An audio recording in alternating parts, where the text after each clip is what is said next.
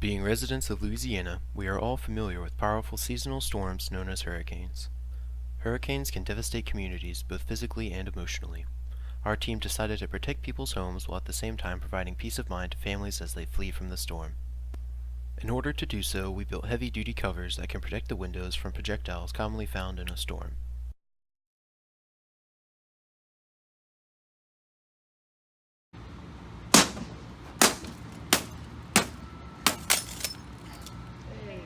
Don't you hate it when that happens?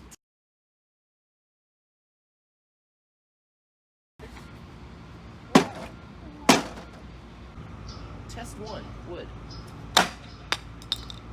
A multi-tool. Test 3, shoe storm!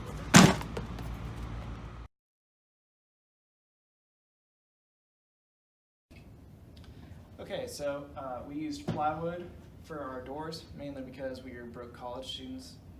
Normally we would like to have some sort of metal, steel, or a beautiful design on these to protect your windows.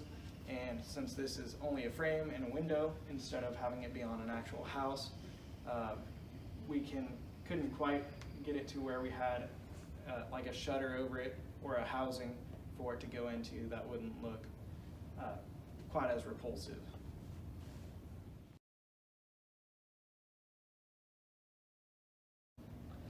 So this is the window that was spoken of regarding the tornado protection system. Connected to it we have an anemometer and 2 linear actuators. The linear actuators are set to close whenever the wind speed, for this situation we have it set to 5 miles an hour, but in a tornado it would obviously be within tornado standards. And it's set to close when it reaches 5 miles an hour. My hand was just there to simulate wind. We also have it connected to RF. That way we have a way to open it back up. We could have had it connected to this so that when it went under 5 miles, it would reopen, but let's say you're not home.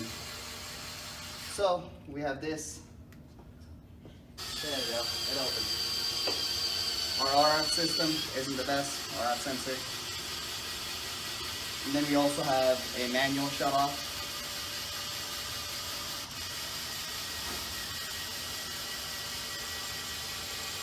And those are the sensors.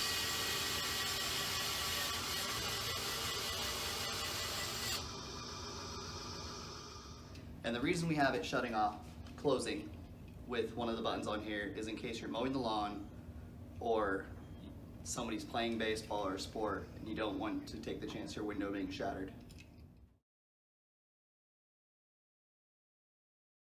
This project utilized many different disciplines of engineering, allowing our team to gain first-hand experience. Fabrication of the window frame and doors exercised mechanical engineering skills. The power and wiring demonstrated electrical engineering skills, and programming the Arduino utilized cyber engineering skills. All in all, this project was a perfect way to end the 120 engineering series at Tech. It allowed us to test the waters of engineering and see if it's the right fit for us.